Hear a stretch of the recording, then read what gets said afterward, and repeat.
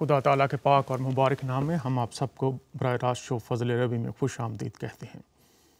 خداوند کا شکر ادا کرتے ہیں کہ وہ تمام انسانوں سے پیار کرتا ہے، اور جو انسان بھی خدا تعالیٰ اور اس کے احکام کو جاننے کے آرزو مند ہیں، خدا تعالیٰ ان کی رہنمائی فرماتا ہے۔ لیکن خدا کے کلام کی جب بات کی جاتی ہے تو ضرور ہے کہ اس کو سیکھنے کے، اس کو سمجھنے کے، اس سے واقفیت حاصل کرنے کے جو طریقے دیے گئے ہیں ان کو بھی مد نظر رکھا جائے۔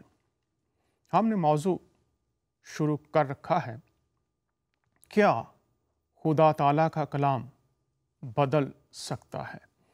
بہت سے لوگ اعتراض کرتے ہیں کہ مختلف الہامی کتب بدل گئی ہیں، یا لوگوں نے ان میں مختلف چیزیں ڈال دی ہیں، مختلف چیزیں آیات یا بواب نکال لیے ہیں۔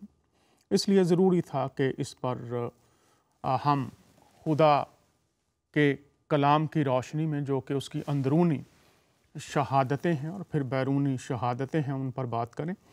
پہلا جو شو تھا اس تعلق سے وہ ہم نے کیا، خدا کی ذات لا تبدیل، اس کا کلام لا تبدیل، اور مختلف آیات ہم نے دیکھی کس طرح سے قرآن میں کن کتب کو خدا کا کلام کہا گیا ہے، اور ہم نے دیکھا کہ انہیں ہدایت، نور اور رحمت کہا گیا، زبور، توریت اور انجیل کو۔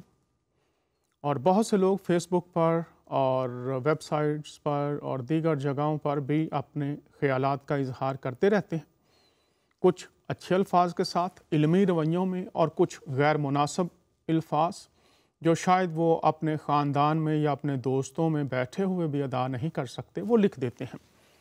تو میں اکثر سورہ النحل اور اس کی 125ویں آیت کا ذکر کرتا ہوں، جو احباب بھی خدا کے کلام کے تعلق سے بات کرتے ہیں یا اس پر کسی طرح سے اپنے تاثرات لکھنا یا بولنا چاہتے ہیں، وہ یاد رکھیں، اور بائبل میں بھی لکھا ہے تمہارا کلام پرفضل اور نمکین ہونا چاہیے۔ اس سے مراد یہ ہے اس میں بھلائی، بہتری، سیکھنے کا عمل ہونا چاہیے، اور اس کے لیے ضروری ہے کہ ہم تحقیق کریں۔ تو آج بھی آغاز ہی سے میری درخواست ہوگی، میں چند آیات سورہ النحل 125 میں نے آپ کو دے دی، بائبل میں سے تمہارا کلام پرفضل اور نمکین ہونا چاہیے۔ اور جو لوگ بھی بغیر تحقیق کے صرف اپنی رائے تھوپنا چاہتے ہیں، ان کی نظر چند آیات شروع میں کرنا چاہتا ہوں۔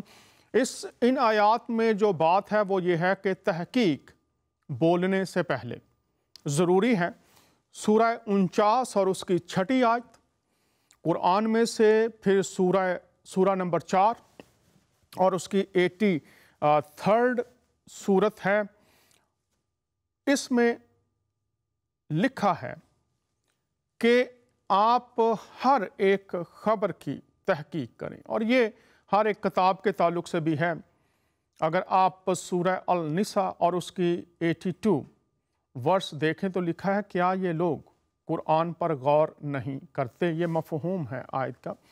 تو زور ہے غور، فکر، تحقیق، راست دل کے ساتھ، درست نیت کے ساتھ، خدا کی رہنمائی طلب کرنے کی خواہش کے ساتھ۔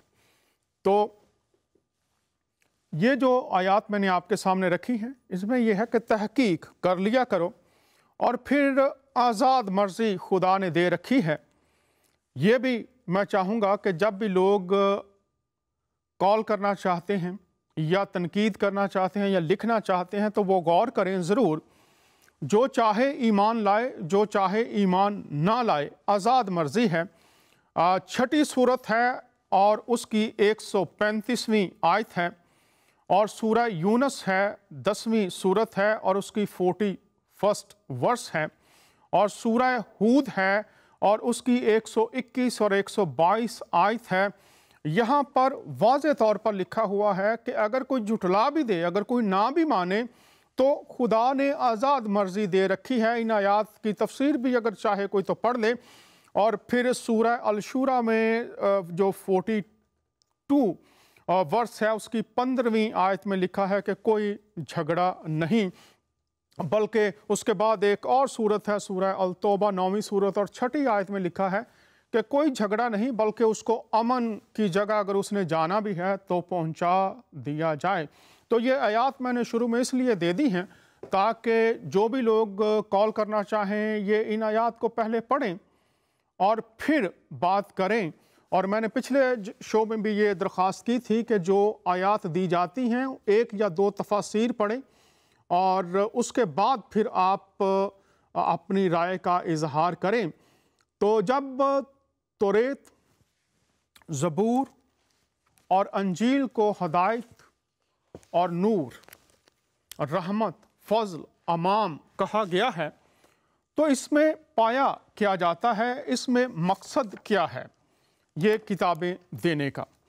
तो आइए कुछ आयात देखते हैं। और आज जितने भी अहबाब हैं, ख़ास तौर पर जो तलबा हैं मदरसों में और दीगर जगहों पर, ये इल्मी बातें हैं, ज़रूर आप नोट कीजिए और तहकीक कीजिए। और कुछ कुतब के आज रेफरेंस होंगे और ज़रूर है वो बहुत से लोग जो शायद उनसे वाकिफ़ नहीं हैं, आज उनके लिए बहुत अहम मालूमात पहुँचेंगी उन तक। तो देखते रहिए शो और इसका तीसरा हिस्सा भी हम करेंगे। लेकिन अभी हम अगर तौरेत अमाम है, हदायत है, ज़बूर और अंजील नूर है और रोशनी है, राह दिखाती है, अमाम है, रहनुमाई करने वाली है, तो इसमें है क्या दरअसल, किस तरह से है, मकसद क्या है।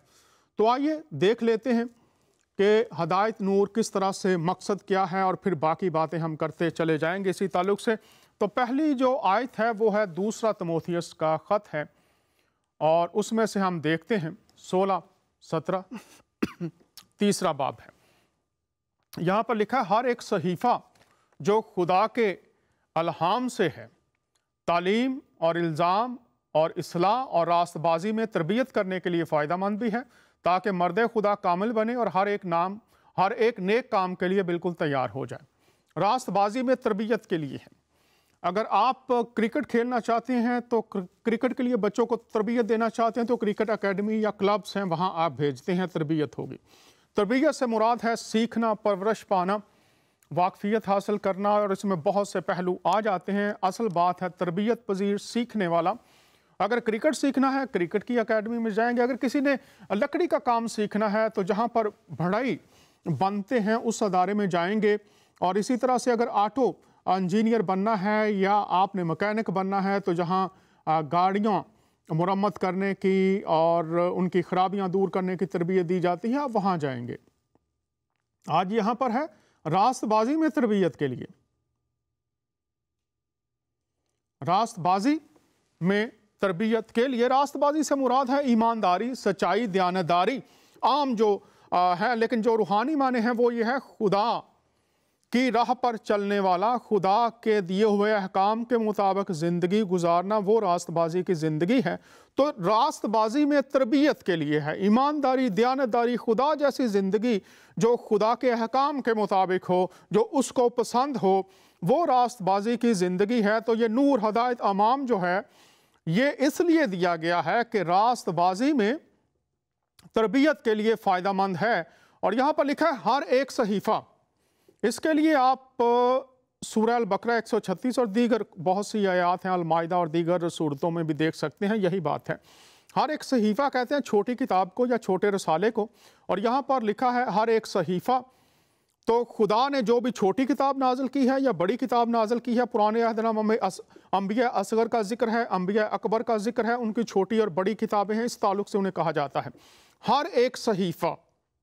यहाँ पर हर एक सहीफ़ा जो खुदा के इल्हाम से है, इल्हाम खुदा के मुँह की बातें, मख्फी बातें, छिपी हुई बातें जो खुदा खोल देता है। खुदा की बात जो खोली गई है इंसानों पर तालीम के लिए है, तरबियत, इल्ज़ाम, सलाह के लिए है, और तालीम पाना, सीखना। इल्ज़ाम खुदा के अगर कोई शख्स अदालत में है, उस पर इल्ज़ाम है, उसने इशारा तोड़ दिया है या चोरी की है, इल्ज़ाम है, साबित हो जाता है, सज़ा मिलती है। यहाँ पर इल्ज़ाम है खुदा का कलाम جب انسان خدا کے کلام کے ترازو میں اپنے آپ کو دیکھتا ہے تو اگر خدا کا کلام اسے کہتا ہے تو نے حکم عدولی کی ہے، حکم توڑا ہے، تو پھر خدا کے کلام سے اصلاح رہنمائی ملتی ہے اور خدا کی تربیت میں کس طرح سے بہتر ہو سکتے ہیں، کس طرح سے درستگی کی جا سکتی ہے، یہ ہمیں ان کتب میں بتا دیا گیا ہے۔ اور راست بازی میں تربیت کے لیے فائدہ مند بھی ہے۔ یہاں پر لکھا ہے کہ یہ صرف تعلیم زبانی حد تک یا ذہنی حد تک نہیں ہے، بلکہ یہ فائدہ مند بھی ہے۔ فائدہ مند کیسے ہے؟ یہ فائدہ مند اس کے لیے ہے جس کو وہ نجات تک لے آئے۔ تو یہ فائدہ مند اس لیے ہے کہ یہ نجات تک انسانوں کو لے کر آتی ہے۔ اگر اس کی صداقت کا یقین کر لیا جائے، اس راست اور سچی تعلیم کو اپنے ایمان کا حصہ اور ایمان کے ساتھ عملی زندگی کا حصہ بنا لیا جائے، پھر اس کا پھل ملتا ہے۔ اسی لیے یہاں لکھا گیا ہے کہ وہ فائدہ مند بھی ہے۔ اور اس کا پھل کیا ملتا ہے؟ تاکہ مرد خدا کامل بنے، کاملیت کی راہ پر آ جائے، بتدریج خدا کے رنگ میں، اس کے کلام کے رنگ میں رنگتا چلا جائے، جو بھلائی اور رحم اور ترس اور زندگی ہے، اور ہر ایک نیک کام کے لیے بالکل تیار ہو جائے، ہر ایک نیک کام کے لیے۔ تو نیک کام، ہر وہ حکم جو خدا نے دیا ہے وہ نیک کام ہے، اور اگر وہ نہ کیا جائے تو وہی اس کا الٹ بدی بن جاتا ہے۔ تو پہلے تو یہ دیکھیے کہ یہ کتب جن کو نور، ہدایت، امام اور رحمت کہا گیا ہے، ان میں یہ چیزیں موجود ہیں۔ اور پھل کیا ہے؟ کامل بنے اور نیک کام کے لیے بالکل تیار ہو جائے، ویسی زندگی جیسی خدا چاہتا ہے وہ ہو جائے۔ اور اگر ایسا نہیں ہو رہا تو پھر شاید زبانی اور ذہنی طور پر تو آپ نے اس ایمان کو قبول کیا ہے، اقرار کیا ہے، لیکن اگر پھل نہیں ہے تو پھر دیکھنا پڑے گا کہ کیا حقیقتاً آشنائی ہے یا فقط زبان سے اقرار، جیسا کہ مقدس کتب میں یہ آیت بھی ہے کہ یہ لوگ ہونٹوں سے تو میری تعریف کرتے ہیں لیکن ان کے دل مجھ سے دور ہیں، بے پھل زندگیاں ہیں، نیک کام نہیں ہیں، کاملیت کی اشارہ نہیں ہے بلکہ اس کے الٹ ہو رہا ہے۔ اور پھر اس میں ایک اور بات جو پائی جاتی ہے وہ ہم دیکھتے ہیں اب، وہ یہ ہے کہ بری خواہش کی خرابی سے چھٹکارا اور ذات الہی میں شراکت۔ تربیت ہم نے دیکھا، راست بازی میں تربیت کے لیے اس پر بات کی ہے۔ ابھی ہم دیکھتے ہیں کہ اس میں بری خواہش کی خرابی سے چھٹکارا اور ذات الہی میں شراکت کا طریقہ بیان فرمایا گیا ہے۔ آئیے دیکھتے ہیں، یہ پطرس کا دوسرا خط ہے۔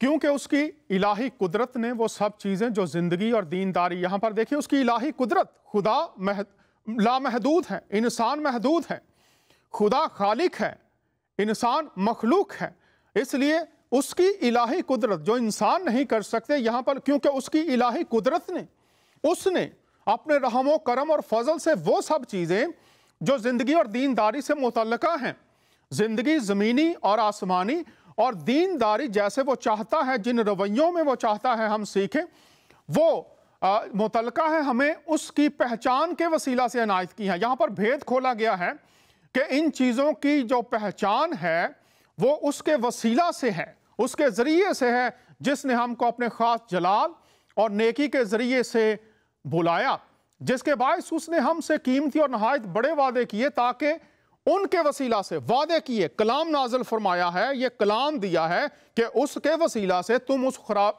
خرابی سے چھوٹ کر جو دنیا میں بری خواہش کے سبب سے ہے، ذات الہی میں شریک ہو جاؤ۔ تو بری خواہش پر بات ابھی کرتے ہیں، ہمارے ساتھ ایک کالر ہے، ان سے بات کرتے ہیں، پھر بات کو جاری رکھیں گے۔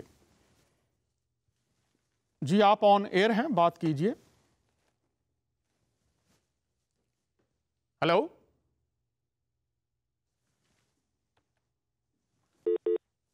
شاید کال ڈراپ ہو گئی ہے، دوبارہ کال کیجئے جو بھی صاحب یا صاحبہ ہیں۔ دوسری بات کہ جو बुरी ख्वाहिश के सबब से खराबी है उससे छुड़ाया जाए।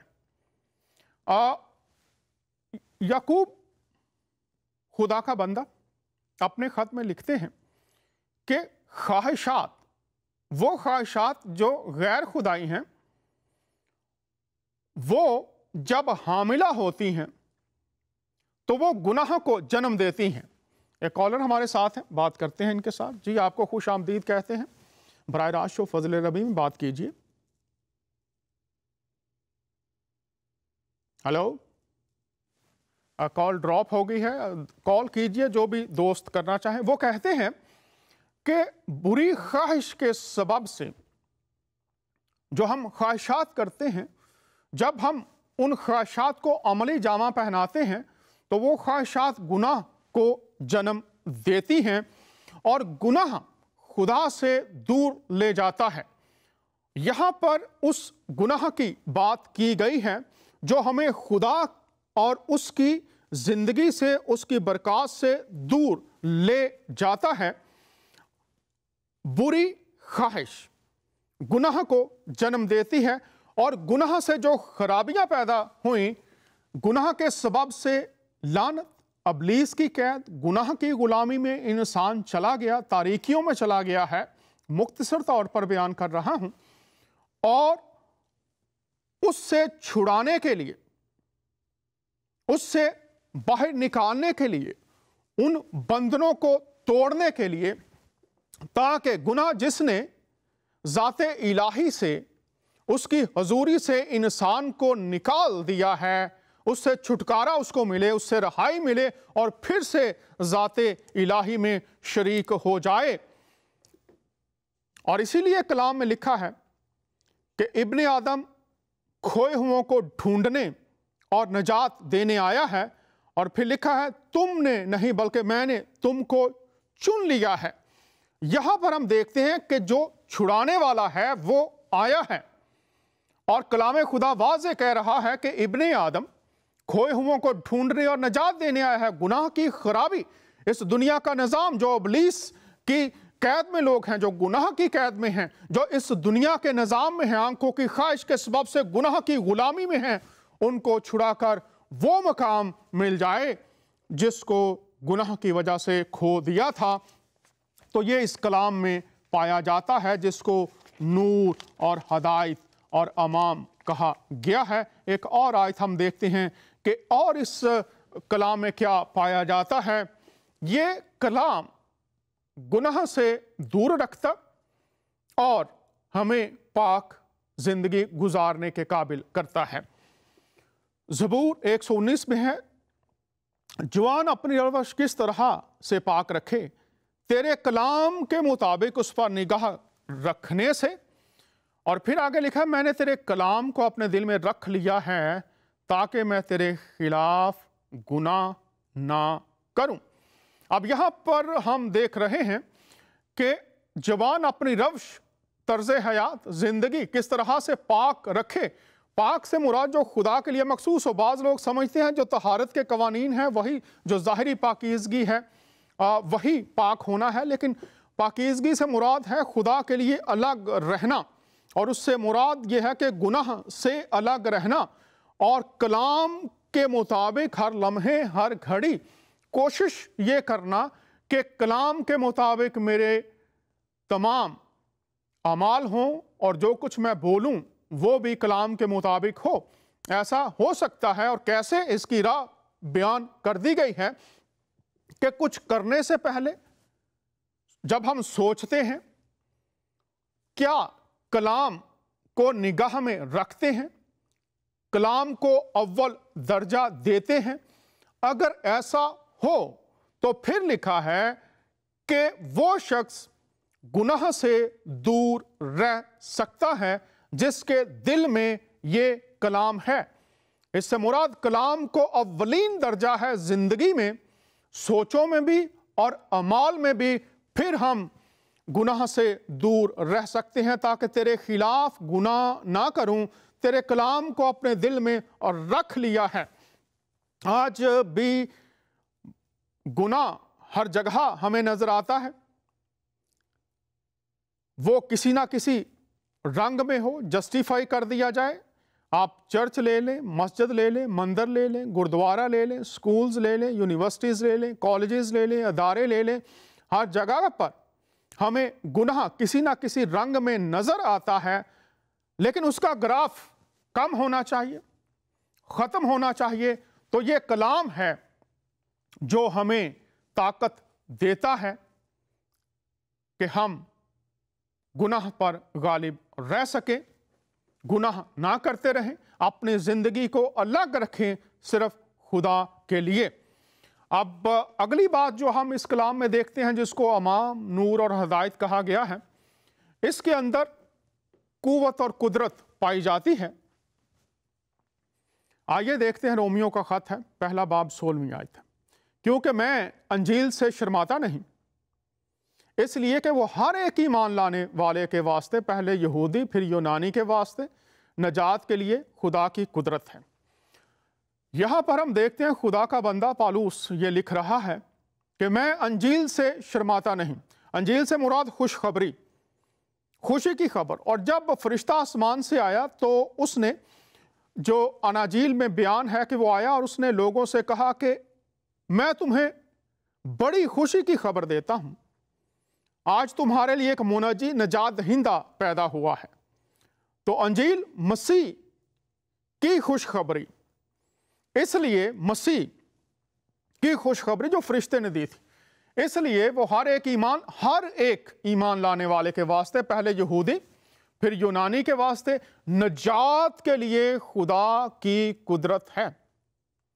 نجات پانے کے لیے خدا کی قدرت ہے۔ انسان اپنے نیک اعمال سے، راست بازی سے، ہدیوں سے، نذرانوں سے، ریاضتوں سے نجات نفع کے طور پر حاصل نہیں کر سکتا، بلکہ یہ فقط خدا کی طرف سے فضل ہے، مفت تحفہ ہے، اور یہ خدا کی قدرت سے ممکن ہے۔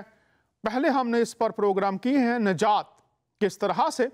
تو اس کلام میں جس کو امام، ہدایت اور نور کہا گیا ہے، ہر ایک ایمان لانے والے کے واسطے، یہودی ہو یا یونانی، اس سے مراد یہ ہے اس کا تعلق کسی گروہ سے ہو، کسی زبان سے ہو، کسی مذہب سے ہو، خدا کی قدرت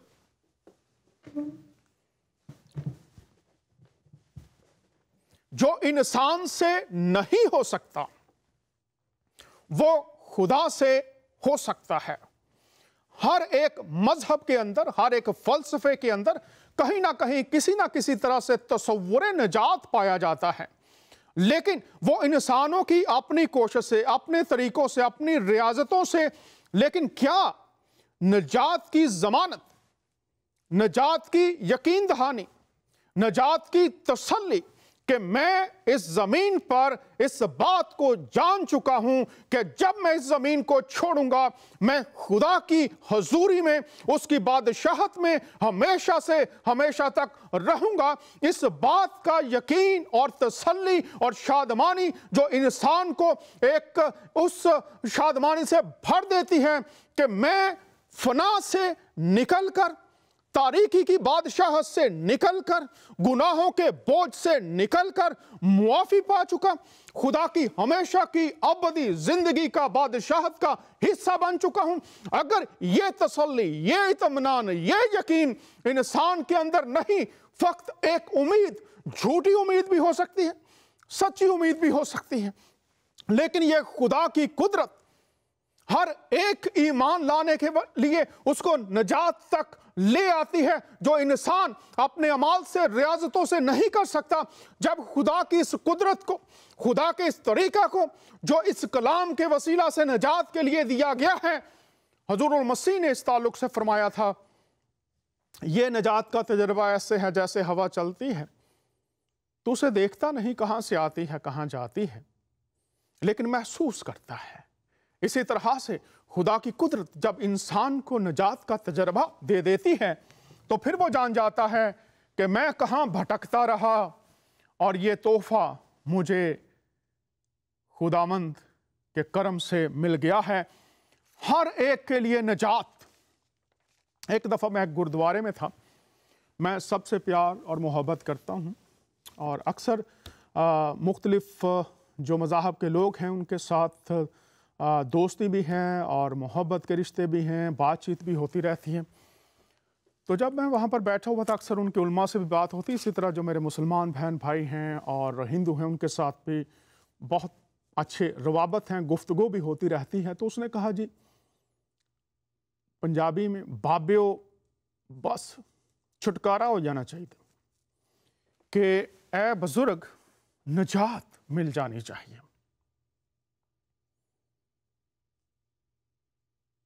پوری دنیا میں لوگ اس لفظ نجات سے واقف ہیں، نجات پانے کے طریقے بھی اپنائے ہوئے ہیں، لیکن گہرائی ان کے دلوں میں اس بات کی ضمانت پر سوالیہ نشان ہے۔ چاہے کوئی بھی شخص ہو، خدا سب سے پیار کرتا ہے۔ خدا نہ سکھ ہے، نہ ہندو ہے، نہ مسلمان ہے، نہ مسیحی ہے، نہ ہی خدا پر کسی کی ٹھیکیداری ہے۔ خدا سب کا خدا خالق ہے، اور اس کی بادشاہت میں آنے کے لیے، نجات پانے کے لیے جو خدا کی قدرت ہے وہ انجیل میں ذات المسیح میں انسانوں تک پہنچا دی گئی ہے، یہ ہم دیکھ رہے ہیں۔ اور جب کوئی شخص اس کلام کی طرف لوٹتا ہے، اس پر نگاہ کرتا ہے، تو اعمال کی کتاب میں خدا کا بندہ پطرس، بہت زیادہ لوگ تھے، بہت بڑا اجتماع تھا، اور وہاں پر یہ انجیل خوشخبری ذات المسیح کو متعارف کروا رہا تھا۔ اور جب وہ خدا کی محبت جو ذات المسیح میں انسانوں تک پہنچا دی گئی ہے، اور یوحنا اپنی انجیل میں لکھتے ہیں کہ شریعت تو موسیٰ کی معرفت پہنچی، لیکن فضل، خدا کی معافی، خدا کا رحم، خدا کا ترس ذات المسیح کے وسیلہ سے پہنچا ہے۔ اور یہ پیغام جب خدا کا بندہ پطرس ایک بڑے مجمع کے سامنے پیش کر رہا تھا کہ کس طرح سے تم گناہوں سے چھٹکارا پا سکتے ہو، خدا کی بادشاہت میں داخل ہو سکتے ہو، خدا سے نئی زندگی پا سکتے ہو، جب وہ یہ پیغام جیسا آپ تک پہنچ رہا ہے سنا رہا تھا، تو لکھا ہے لوگوں کے دلوں پر چوٹ لگی کہ ہم تو شریعتوں میں، ہم تو تعلیمات میں، ہم تو اپنی سیلف رائچسنس میں خدا سے نجات پانے کے لیے کوششوں میں لگے ہوئے تھے۔ لکھا ہے جب انہوں نے یہ پیغام محبت سنا تو ان کے دلوں پر چوٹ لگی، اور انہوں نے کہا کہ اب ہم کیا کریں؟ تو پطرس نے کہا یسوع مسیح پر ایمان لاؤ تو نجات پاؤ گے۔ اور 3000 کے لوگ، 3000 کے قریب لوگ یسوع مسیح پر ایمان لا کر ہمیشہ کی زندگی اور گناہوں کی معافی اس دن پا گئے۔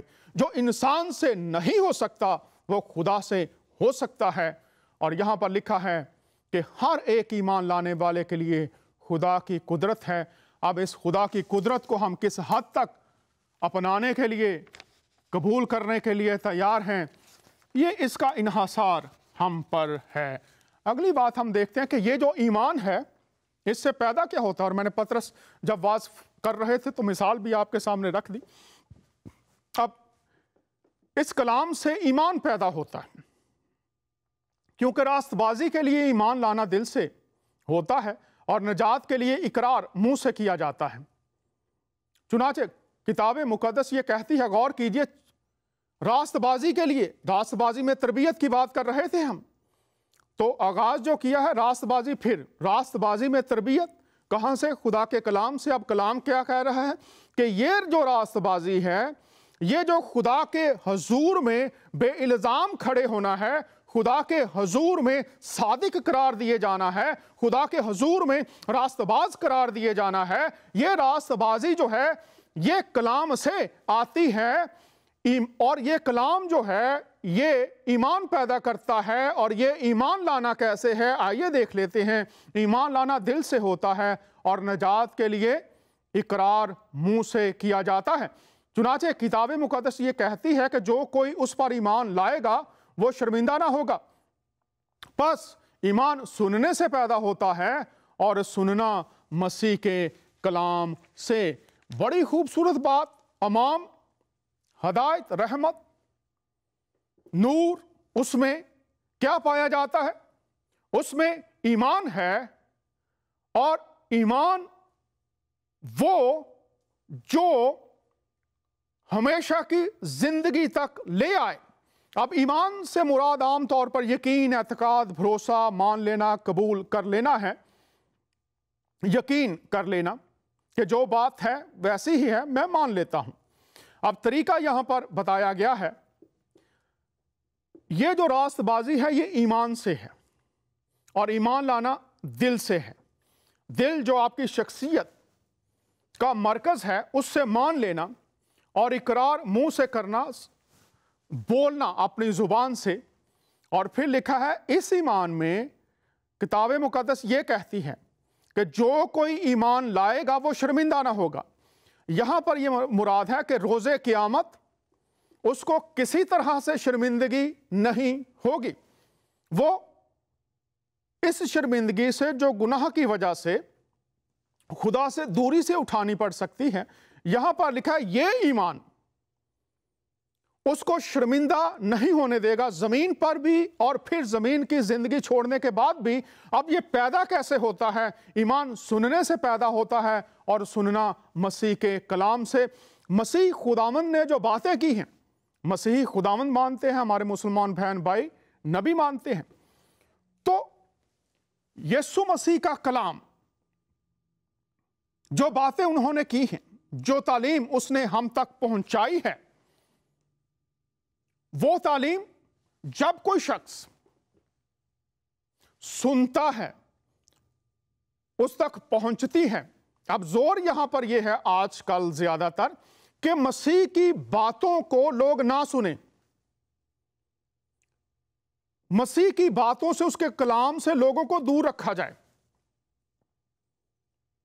اب بہت سے لوگ کہتے ہیں کہ ہمارا ایمان مکمل نہیں ہوتا جب تک ہم ان کی ذات پر یقین نہ کریں۔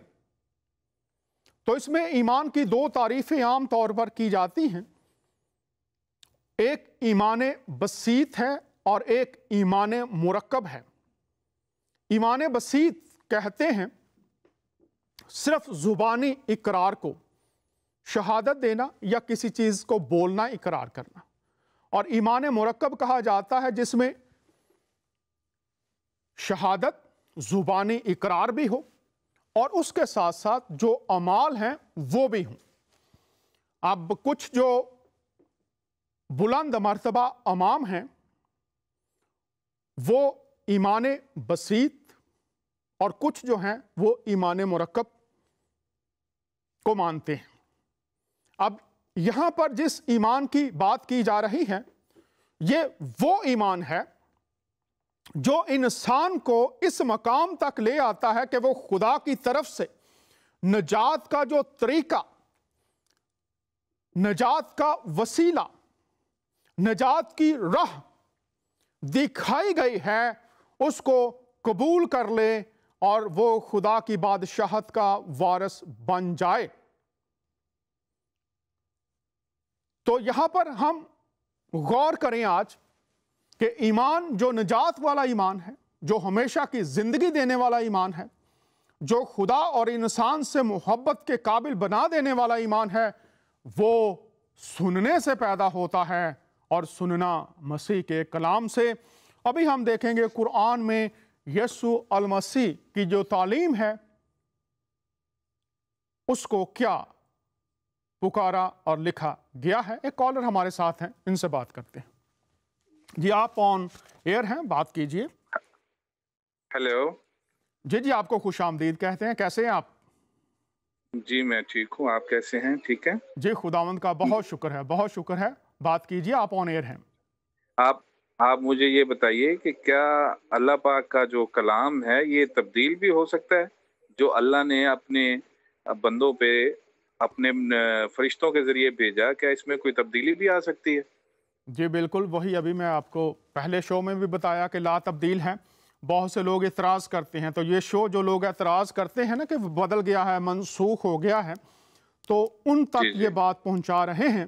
اور پچھلا شو دیکھیں گے اس تعلق سے ہم نے اس بات کو بہت واضح کیا، اور آج جو حوالہ جات دیں گے وہ اس بات کو مکمل کر دیں گے کہ بدل نہیں سکتا۔ خاص طور پر جس پر اعتراض ہے، اعتراض یہ ہے جی یہودیوں نے توریت بدل دی ہے، मसीहों ने अंजील बदल दी है, ज़बूर बदल दिया हुआ है, लेकिन आज तक किसी ने साबित नहीं किया कौन सा चैप्टर बदला, कौन सी ये आयत बदली, किसने बदली, कब बदली। तो ये हम बात कर रहे हैं, तो आप हमारे साथ रहिए। इसका जवाब बहुत हम तफसीलन इल्मी तौर से हम कुतुब की रोशनी में हवाला जात के साथ दे रहे हैं। इसके अलावा कोई बात करना चाहें तो ज़रूर बताइए।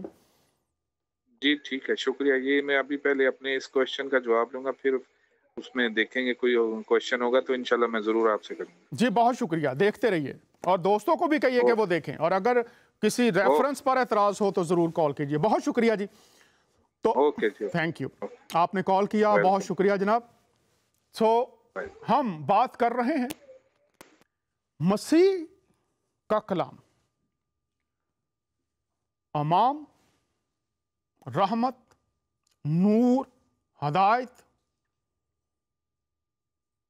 अब कुरान में इसको क्या कहा गया है, आइए हम देखते हैं। पहली सूरत है, 5वीं और 6ठी आयत है। यहां पर लिखा है, हमें सीधा रास्ता दिखा,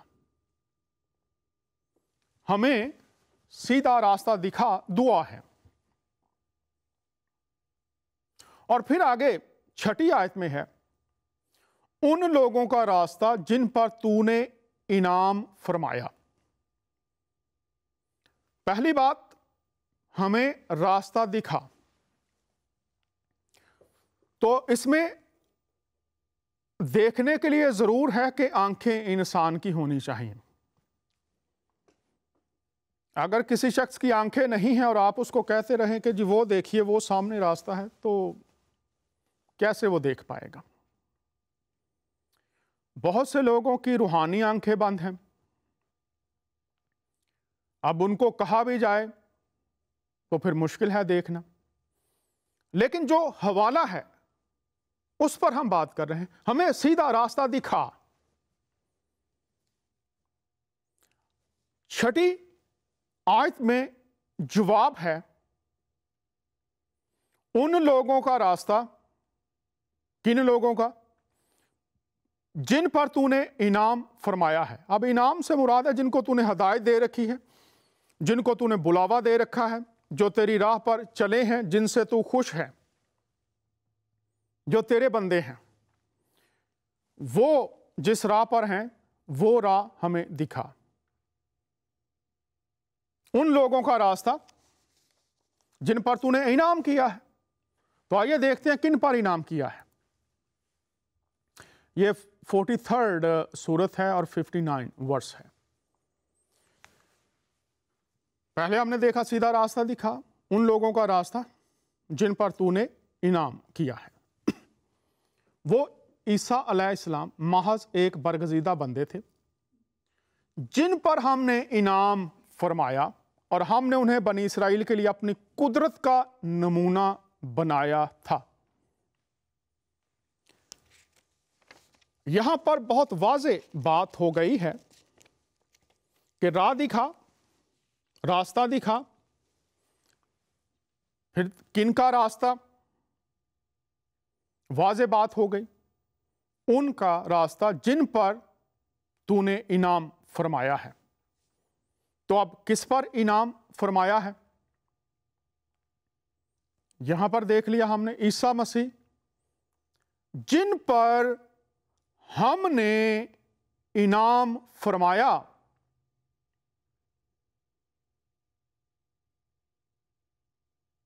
वाज़े बात, सूरह अल-माइदा देख लें, सूरह अल-इमरान देख लें, और दीगर सूरतों में भी आया है कि ईसा मसीह को हमने भेजा। वो तस्दीक करते हैं तौरेत की, हमने उन्हें अंजील दी, दाऊद को हमने ज़बूर दिया, आयात हमने पहले भी देखी। तो उनमें उनका रास्ता दिखा, उनका रास्ता जिन पर तूने इनाम फरमाया। और यहां पर ईसा मसीह पर हमने इनाम फरमाया। तो वो किस राह की तालीम देते थे? आइए आगे भी हम देखते हैं जिस राह पर हमें चलना है उस राह के बारे में, कि जो तालीम उन्होंने दी, जो राह उन्होंने दिखाई।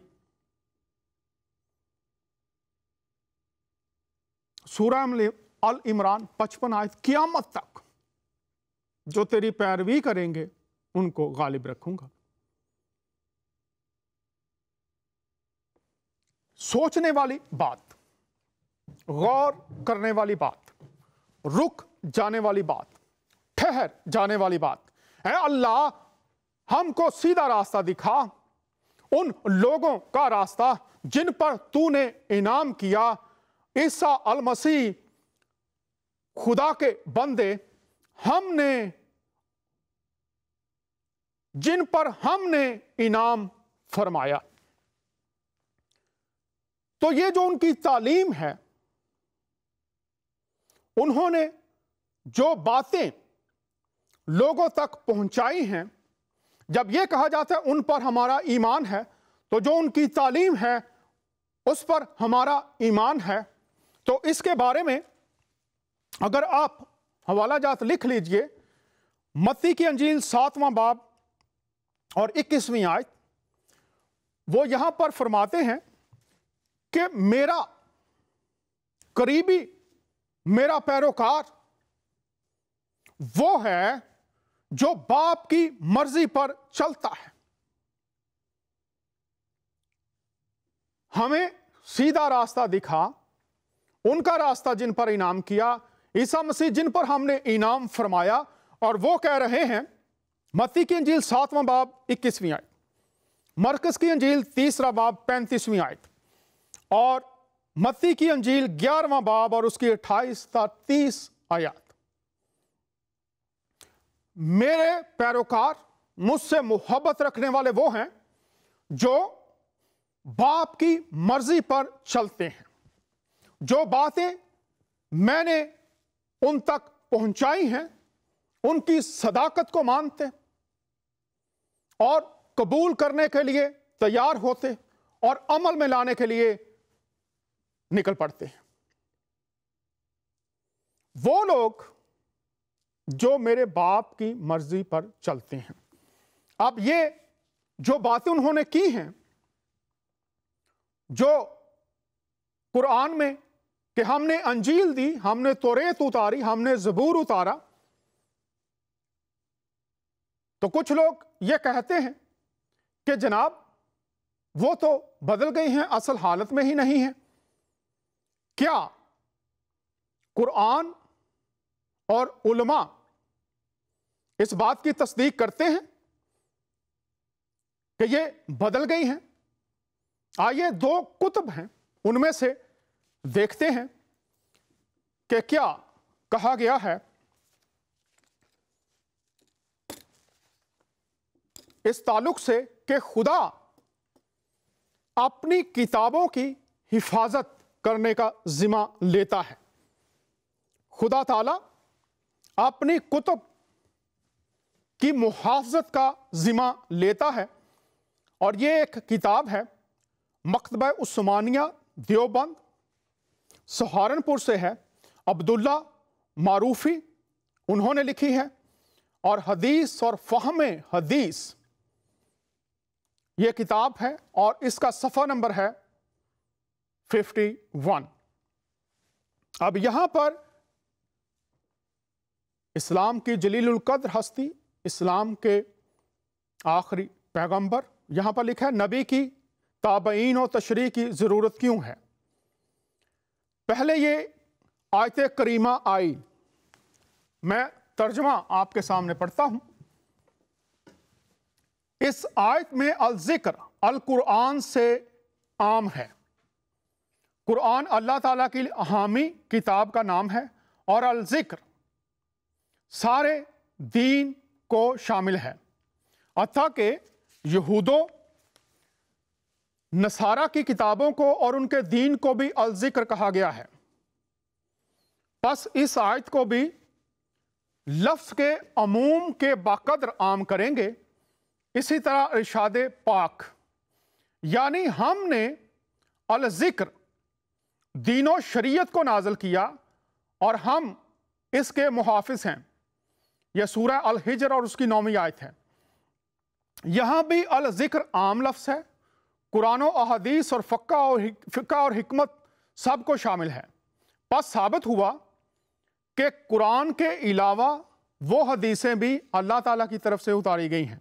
यहाँ पर अहदीस की वो बात कर रहे हैं, लेकिन अल हिज्र 9वीं आयत और सूरह अल नहल उसकी 43rd आयत। जी हमारे साथ एक कॉलर हैं और कॉल ले लेते हैं, फिर बात को आगे बढ़ाएंगे। आप ऑन एयर हैं, खुशामदीद, बात कीजिए। जी डॉक्टर डैनियल, मैं स्वीडन से बात कर रहा हूँ। मैं आपको मुबारकबाद देता हूँ इस खूबसूरत प्रोग्राम के लिए, जिसमें आप बड़ी खूबसूरती के साथ ये बता रहे हैं। ये वाज़ेह हो गया है कि खुदा का कलाम जिंदा है और मौसर है और वो दो धारी तलवार है। और कलाम में लिखा है, बाइबल मुकद्दस में ये बात लिखी है कि आसमान और ज़मीन तो टल जाएंगी, लेकिन मेरे मुंह की बातें हरगिज़ नहीं टलेंगी, क्योंकि ये खुदा का जिंदा कलाम है, ये ला तब्दील है, इसको कोई तब्दील नहीं कर सकता। सो खुदावंद आपको बरकत दे और हमारी दुआएं आपके साथ हैं। बहुत शुक्रिया सर, बहुत शुक्रिया, बहुत शुक्रिया। खुदावंद आपको भी बरकत दे और तमाम अहबाब जो हमारे लिए दुआ करते हैं, दुआओं में याद रखते हैं, मुख्तलिफ तरह से हमें अपने मशवराजात से नवाजते हैं, आप सबका शुक्रिया। अब यहाँ पर हम बात कर रहे हैं कुरान में जो आयात हैं कि खुदा ताला ये कहता है कि मैं इसका मुहाफिज हूं। अब यहां पर वाज़े हो गया, देख लीजिए कि जो लफ्ज है वो है अल ज़िक्र। सूरह अल हिज्र 9वीं आयत और सूरह अल नहल और उसकी 43rd वर्स, वहां पर भी लफ्ज अल ज़िक्र है।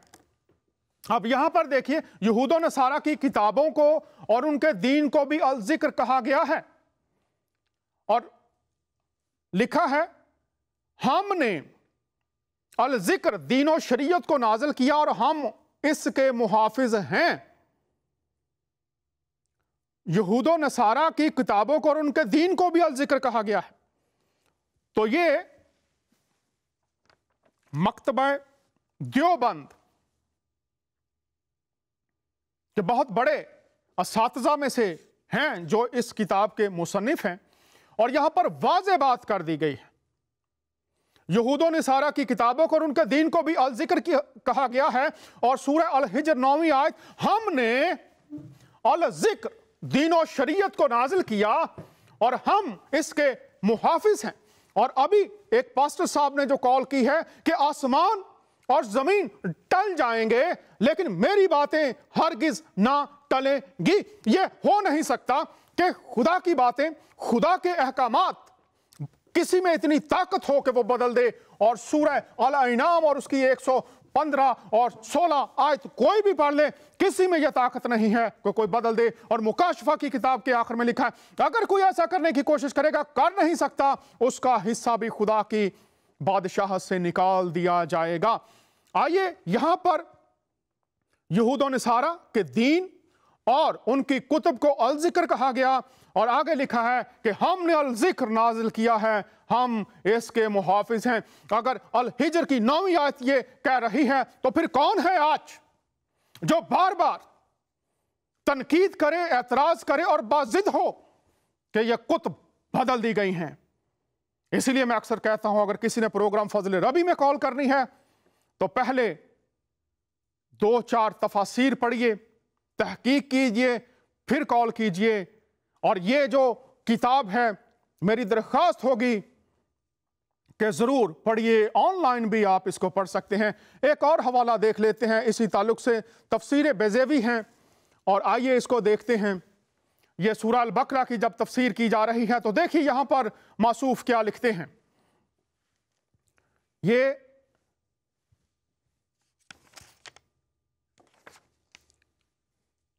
सफ़ा नंबर इसका 45 है, ये ऊपर लिखा हुआ है। یہ میں اس لیے بتا رہا ہوں کہ یہ موجود ہیں کتابیں، کل کو اگر کوئی بدل دے تو کوئی پتہ نہیں، لیکن یہاں پر دیکھیے وہ لوگ ایسے ہیں کہ یقین رکھتے ہیں اس کتاب پر بھی جو آپ کی طرف اتاری گئی ہے، اور ان کتابوں پر بھی جو آپ سے پہلے اتاری جا چکی ہیں، اور آخرت پر بھی وہ لوگ یقین رکھتے ہیں۔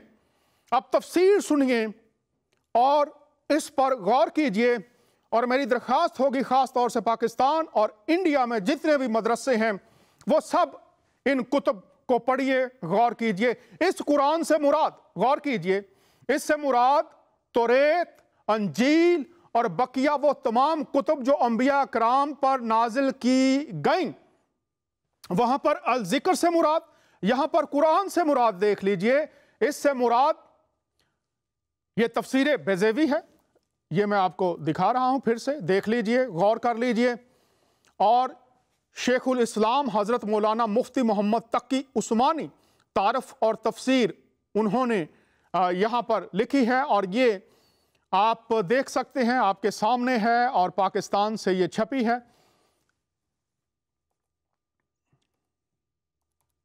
اور اس میں اس قرآن سے مراد جو میں بات آج آپ تمام احباب تک پہنچانا چاہ رہا ہوں، غور کیجئے، اور آئندہ اگر کوئی کہے کہ توریت، زبور اور انجیل بدل دی گئی ہے تو وہ ان دونوں کتابوں پر غور کریں۔ الذکر وہاں پر کہا گیا کہ جتنی کتابیں ہیں وہ الذکر ہیں، اور اللہ تعالیٰ ان کا محافظ ہے۔ یہاں پر بات آگے قرآن کی، اس قرآن سے مراد توریت، انجیل اور بقیہ وہ تمام کتب جو انبیاء کرام پر نازل کی گئی۔ تو کون ہے جو آج اس سے انکار کر سکتا ہے؟ آئیے اب ہم آگے بڑھتے ہیں اور دیکھتے ہیں کہ یہ جو تمام باتیں بیان کی گئی ہیں، پہنچائی گئی ہیں، یہ پہنچانے والا کون ہے، اور جو واقعات لکھے ہیں ان کتب میں وہ پہنچانے والا کون ہے۔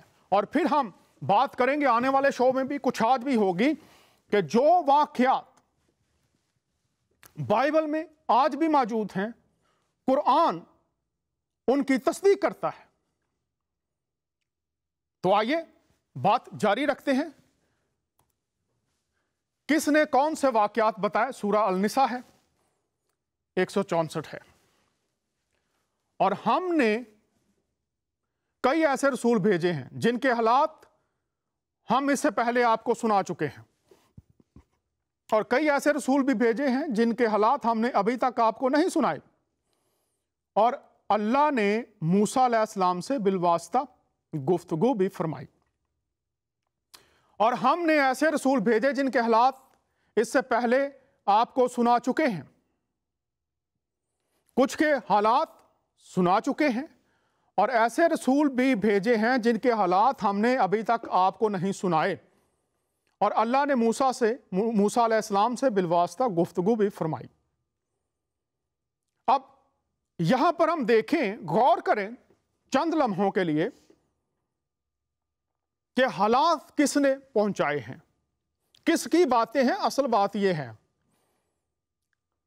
تو وہ جو محافظ ہے جس نے حفاظت کا ذمہ لے رکھا ہے، سورہ الانعام 115 116، اور کسی میں طاقت نہیں کہ وہ اس کے کلام کو بدل سکے۔ تو ہم دیکھیں گے شہادتیں، قرآن کی شہادتیں بائبلی واقعات پر جو آج بھی موجود ہیں۔ تو آئیے دیکھتے ہیں انسان کی تخلیق کے تعلق سے قرآن کی شہادتیں بائبلی واقعات پر جو آج بھی موجود ہیں۔ کوئی بھی ترجمہ پڑھ لیجئے۔ کچھ لوگ کہتے ہیں جی جو مختلف تراجم ہیں وہ بدل دیے گئے ہیں، تو میں دعوت دیتا ہوں کوئی بھی ترجمہ پڑھیے اور ان باتوں پر غور کیجئے۔ انسان کی تخلیق کے لیے دیکھتے ہیں ہم سورہ البقرہ اور اس کی 30 آیت ہے، اور وہ وقت یاد کریں جب آپ کے رب نے فرشتوں سے فرمایا کہ میں زمین میں اپنا نائب بنانے والا ہوں۔ اور پھر دیکھ لیجئے پیدائش کی کتاب، پھر خدا نے کہا کہ ہم انسان کو اپنی صورت پر اپنی شبیہ کی مانند بنائیں۔ خدا ہے آدم کو بنانے والا، غور کیجئے، جب آپ کے رب نے فرشتوں سے کہا اور پھر خدا نے کہا کہ ہم انسان کو اپنی صورت شبیہ کی مانند بنائیں گے۔ آئیے آگے دیکھ لیتے ہیں جانوروں کے نام رکھنے کے تعلق سے۔ یہاں پر دیکھ لیتے ہیں سورہ البقرہ 31 اور پیدائش دوسرا باب ہے، پیدائش کی کتاب سے دوسرا باب اور 19ویں آیت ہے۔ اور اللہ نے آدم علیہ السلام کو تمام اشیاء کے نام سکھا دیے، پھر انہیں فرشتوں کے سامنے پیش کیا اور فرمایا مجھے ان اشیاء کے نام بتا دو۔ پیدائش کی کتاب دیکھ لیتے ہیں، اور پھر خدا نے کل دشتی جانور اور ہوا کے کل پرندے مٹی سے بنائے اور ان کو آدم کے پاس لایا کہ دیکھے اور وہ ان کے نام کیا رکھتا ہے، اور آدم نے جس جانور کو جو کہا وہی اس کا نام ٹھہرا۔ اب یہاں پر ہم دیکھتے ہیں کہ یہ بہت واضح طور پر شہادت ہے، میں انسان کو بنانے والا، آدم نے نام رکھے، اور اس کے بعد جو نیکسٹ ویک نہیں، اس سے اگلے ہفتے تیسرا حصہ جو ہے اس میں قرآن کی شہادت بائبلی واقعات پر جو آج بھی موجود ہے۔ میں چاہوں گا کہ لوگ تیار ہوں، اپنے نوٹ بک اور قلم ساتھ رکھیں اور لکھتے چلے جائیں، اور پھر جب کوئی بات کرے اور یہ کہے، اور جو حوالے میں نے پہلے دے دیے ہیں وہ سند رہیں کہ میں محافظ ہوں، اور پھر کہے بدل دی گئی ہیں یہ کتابیں، تو جو تیسرا شو ہم کریں گے اس میں ہم ان تمام واقعات کو، اور اس کے بعد مختلف جو تراجم ہیں بائبل کے مختلف جگہوں پر اس وقت موجود ہیں، اور جو اصل نسخے ہیں وہ کہاں کہاں موجود ہیں، اس پر ہم بات کریں گے، اور یہ بھی ثابت کریں گے کہ اگر بدلی ہے تو کس نے بدلی، کب بدلی، کیوں بدلی، مقصد کیا تھا، کیا ایک ہی کتاب تھی اور اس جگہ پر بدل دی گئی، اور باقی پوری دنیا میں جو مختلف جلدیں تھیں ان کو پتہ ہی نہیں چلا کہ جناب یہ تو بدل دی گئی ہیں، اور سب نے قبول بھی کر لیا۔ یہ کچھ بات جچتی نہیں ہے جب یہ لوگ بات کرتے ہیں، تو محض تنقید، محض پروپیگنڈا نہیں، بلکہ کتب کی روشنی میں حوالہ جات کے ساتھ، مکمل ریفرنس کے ساتھ ہم صداقت کلام خدا کی بات کر رہے ہیں، اور امید ہے کہ لوگ اس سے برکت پائیں گے۔ مقصد صرف یہ ہے کہ لوگ خدا کے کلام سے آشنا ہوں، اور اس کلام میں جو پیغام دیا گیا ہے، جو برکات ہم تک پہنچائی گئی ہیں، جو صلاح اور اصلاح دی گئی ہے، جو روشنی دی گئی ہے، زندگی، بھائی چارے اور محبت کا جو پیغام دیا گیا ہے، اگر اس سے محروم ہی رہیں تو پھر ہم سے زیادہ نقصان اٹھانے والا اور شاید کوئی نہیں ہوگا۔ لیکن خدا کی مرضی یہ ہے کہ ہم سب پوری دنیا میں جتنے انسان ہیں وہ سب اس کے کلام کی روشنی میں اپنی زندگیوں کا جائزہ لیں اور دیکھیں کیا کلام میں دی گئی برکات ہماری زندگی، خاندان، ہماری کمیونٹی کا حصہ ہیں یا نہیں۔ صداقت بائبل پر بات جاری رکھیں گے۔ اپنی دعاؤں میں یاد رکھیے، اپنا بہت خیال رکھیے گا۔ پھر آپ سے ملاقات ہوگی۔ اجازت چاہتے ہیں آپ کا میزبان دانیال۔